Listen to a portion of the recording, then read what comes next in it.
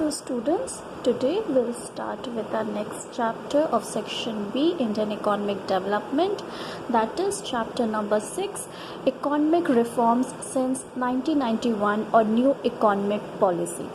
अभी जो हमने पिछले चैप्टर्स में पढ़ा स्ट्रैटेजी ऑफ इंडस्ट्रियल ग्रोथ, जहाँ पर हमने इंडस्ट्रियलाइजेशन के बारे में पढ़ा, तो वो इंडस्ट्रियलाइजेशन गवर्नमेंट ने कब इनैक्ट किया था? On the eve of independence. जब 1947 में ब्रिटिशर्स यहाँ से गए तो उसके बाद गवर्नमेंट को क्या क्या दिखा कि इंडस्ट्रीज़ को अब हमें आगे लाना है, क्योंकि हमें ग्रोथ एंड डेवलपमेंट अपनी इकोनॉमी का चाहिए, जो अकेले एग्रीकल्चर हमें नहीं दे सकता है।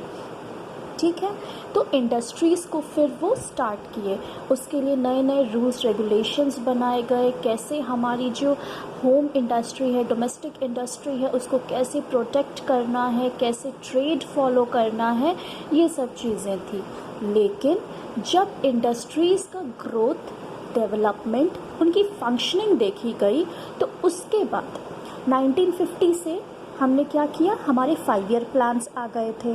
ठीक है, 1950 से जब 5 ईयर प्लान्स आए तो 3rd और 4th में जहाँ पर हमारे इंडस्ट्रियल ग्रोथ के लिए मेंशन था, वहाँ पर क्या देखने को मिला कि इंडस्ट्रीज़ उस तरीके से नहीं ग्रो कर पाई, उस तरीके से इकोनॉमी नहीं आगे बढ़ पाई जैसा कि गवर्नमेंट ने सोचा था, एक एस्टिमेशन किया था।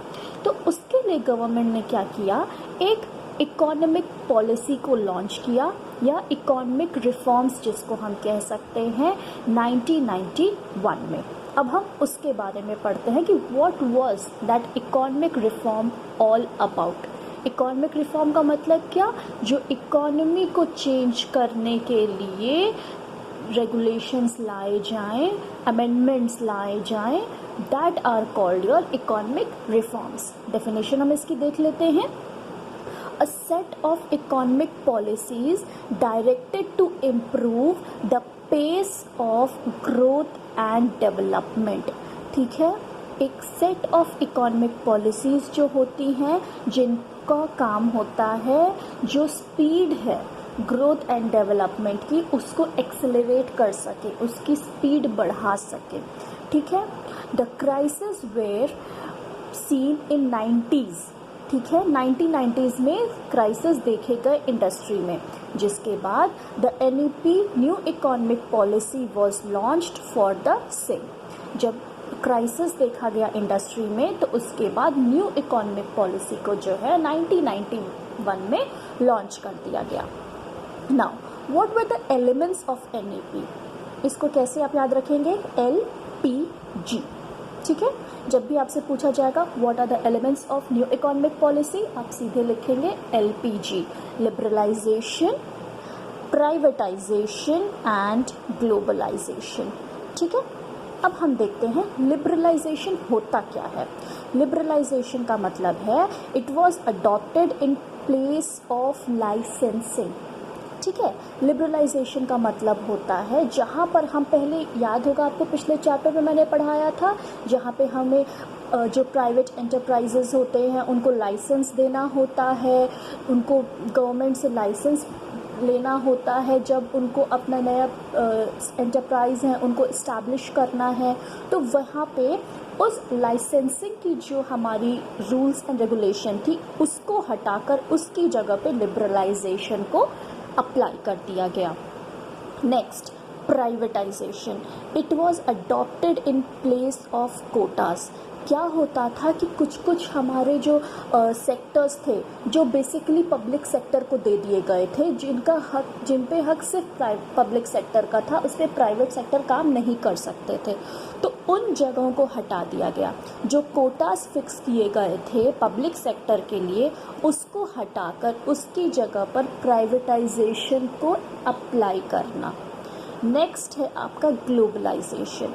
इन place of permits between exports and imports. हमने उसमें पढ़ा था प्रीवियस चैप्टर में कि decline in agricultural exports, imports पे भी सब्स्टिट्यूशन हो रहा था, तो इसमें गवर्नमेंट का बहुत ज़्यादा रेगुलेशन होता था। तो यहाँ पर क्या हुआ, गवर्नमेंट बीच से एकदम हट गई एक्सपोर्ट और इम्पोर्ट्स के बीच में। कोई भी लिमिट परमिट्स नहीं थी। जो पहले हमें लिमिट था कि आप इतना ही एक्सपोर्ट कर सकते हैं, आप इतने ही लिमिट में इंपोर्ट कर सकते हैं, वो लिमिटेशन हटा दी गई। अगर आप इसको शॉर्ट फॉर्म में कहें तो ये होगा LPG वॉज रिप्लेस्ड LPQ इन 1991।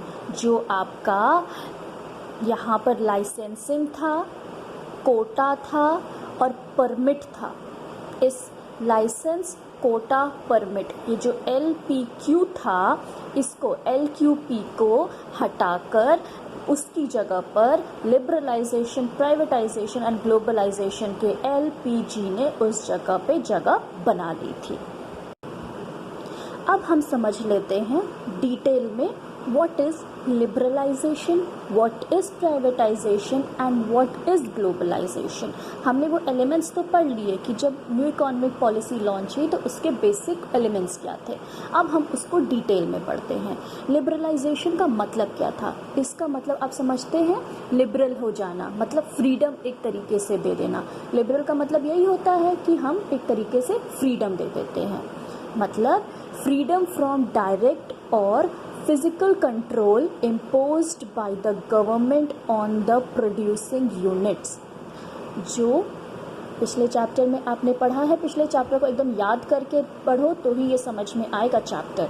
उसमें क्या था कि जो प्रोड्यूसिंग यूनिट्स थे उनके क्या थे, परमिसिबल लिमिट्स थे कि आप इतने रिसोर्सेज यूज़ करेंगे और आपकी इतनी ही कैपेसिटी होगी प्रोडक्शन की। अब वो जो प्रोड्यूसिंग यूनिट्स थे, जो प्रोडक्शन कैपेसिटी था, जिस पे कंट्रोल गवर्नमेंट ने, स्टेट ने लगाया था कि आपको इतने में ही प्रोड्यूस करना है, वहाँ से उनको फ्रीडम दे दी गई।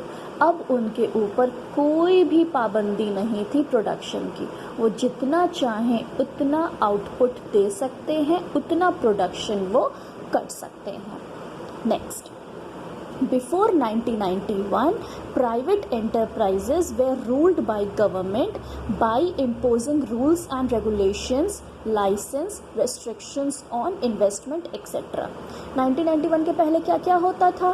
प्राइवेट सेक्टर कहने को तो प्राइवेट थे, उनकी जो फ्रेंचाइजी थी या उनकी जो ओनरशिप थी वो भले प्राइवेट एंटरप्राइजेस के पास थी, डिसीजन मेकिंग भले उनका होता था लेकिन कंपनी के अंदर, ठीक है, अपने इंडस्ट्री के अंदर, लेकिन उनके रूल्स रेगुलेशन गवर्नमेंट बनाते थे। इन्वेस्टमेंट कितना हो सकता है मैक्सिमम, गवर्नमेंट डिसाइड करते हैं। रिसोर्स कितने कर सकते हैं यूज़, गवर्नमेंट डिसाइड करते हैं। प्रोडक्शन कैपेसिटी क्या है, गवर्नमेंट डिसाइड कर सकते हैं। ये सारी जो मेन चीज़ें होती थी उसका पूरा का पूरा कंट्रोल गवर्नमेंट के ही पास था 1991 के पहले। लेकिन जैसे ही न्यू इकोनॉमिक पॉलिसी आई, ये रूल्स रेगुलेशंस हट गए। Due to these controls some major issues were experienced by the government.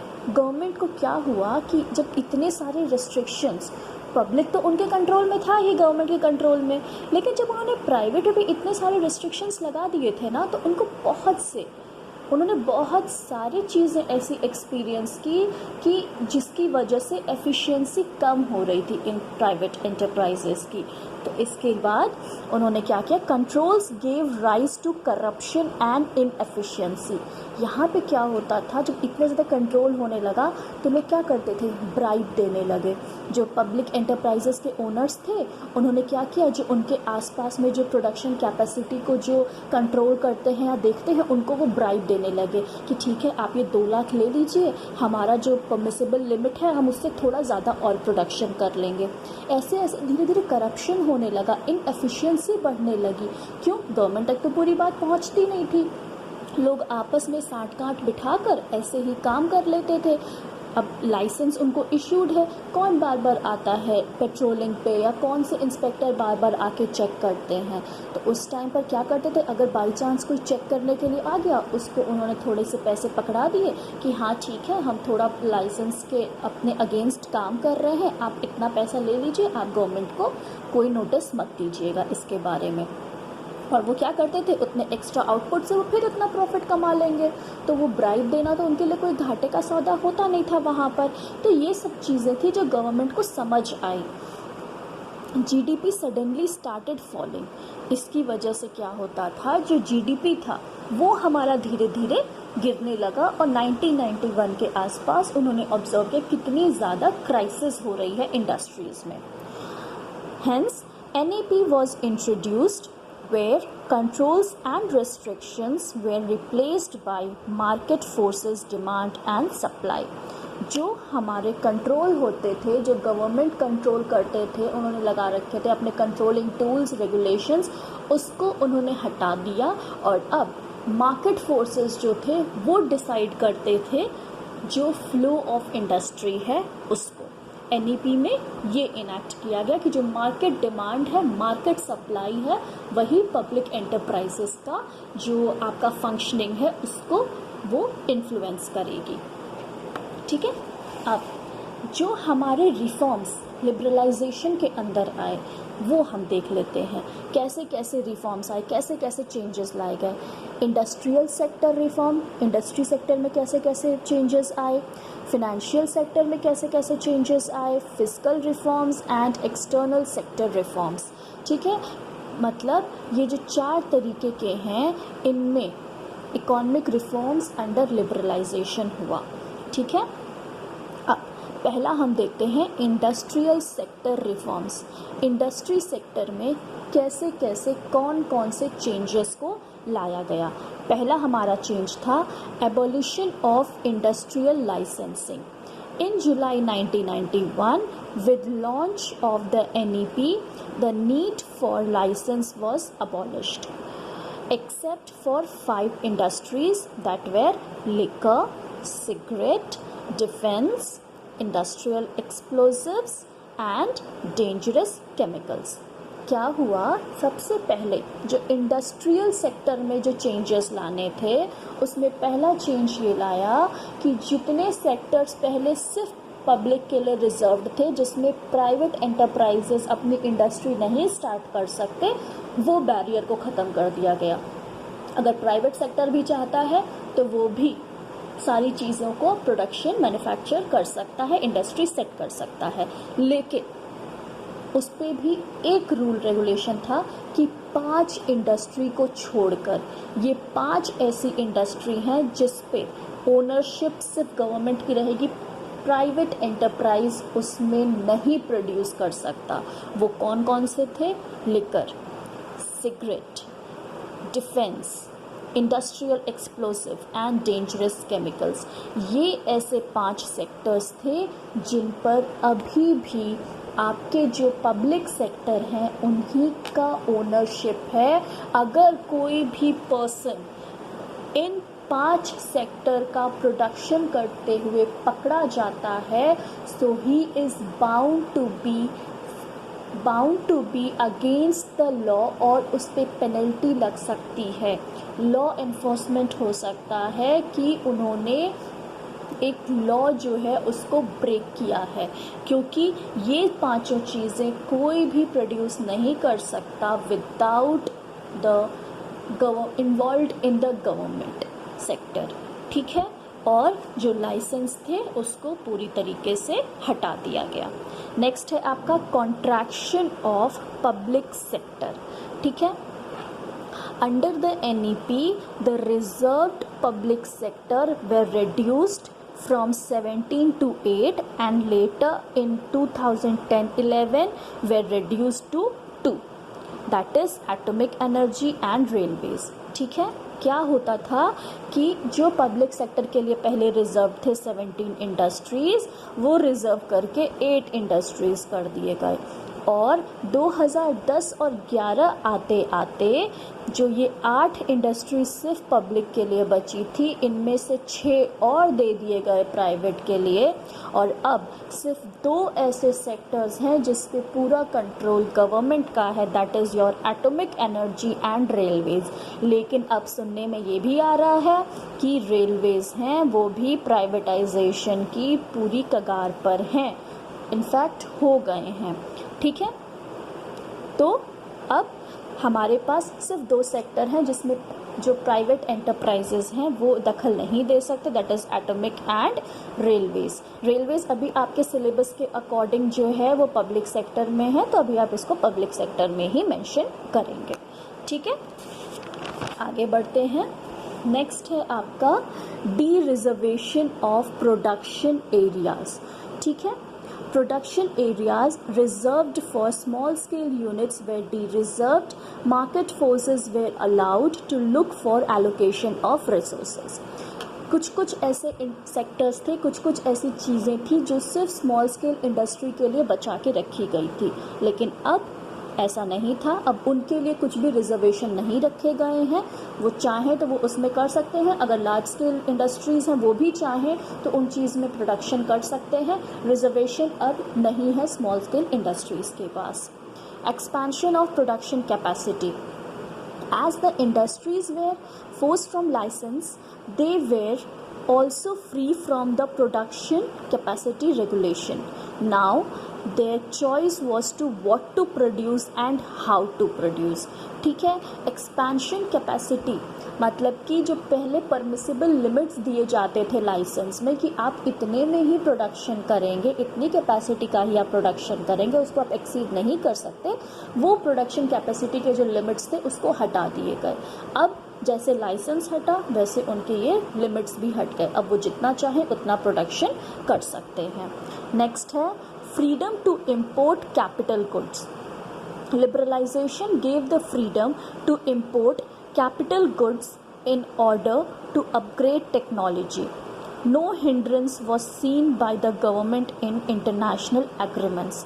क्या हुआ कि कुछ जैसे हमने सोच तो लिया हमें इम्पोर्ट सब्स्टिट्यूशन करना है, हमें सब कुछ सेल्फ रिलायंट बनना है, लेकिन कुछ ऐसे कैपिटल गुड्स होते हैं जो हमारी कंट्री में नहीं प्रोड्यूस होते। हमें कुछ मशीन्स इक्विपमेंट्स चाहिए होते हैं दूसरी कंट्रीज से। तो अब जो ये पहले हर एक्सपोर्ट और इंपोर्ट में गवर्नमेंट का इन्वॉल्वमेंट होता था, अब इसमें गवर्नमेंट का इन्वॉल्वमेंट नहीं रह गया है। अगर किसी प्राइवेट एंटरप्राइज को चाहिए कि उसको कैपिटल गुड्स चाहिए, उसे इंपोर्ट करना है तो वो कर सकते हैं, कोई भी इसमें गवर्नमेंट से परमिशन लेने की ज़रूरत नहीं है और they are free to upgrade the technology. अगर वो मॉडर्नाइजेशन करना चाहते हैं, अपने टेक्नोलॉजी को अपग्रेड करना चाहते हैं तो वो कर सकते हैं, गवर्नमेंट से अब उनको परमिशन लेने की ज़रूरत नहीं है यहाँ पे। सो स्टूडेंट्स, यहाँ पर हमारा ख़त्म होता है फर्स्ट पॉइंट ऑफ लिबरलाइजेशन के इकोनॉमिक रिफॉर्म्स। इकोनॉमिक रिफॉर्म्स हमारे लिबरलाइजेशन के कौन कौन से थे? पहला था हमारा इंडस्ट्रियल सेक्टर रिफॉर्म्स, जो कि अभी हमने ख़त्म किया, इसको एक बार फिर से रिवाइज कर लें। Abolition of industrial licensing, contraction of public sector हो गया। नेक्स्ट है dereservation of production areas, expansion of production capacity and freedom to import capital goods. आज हम यहाँ पे वाइंड अप करते हैं। Tomorrow will pick up the topic financial sector reforms and fiscal reforms. ठीक है।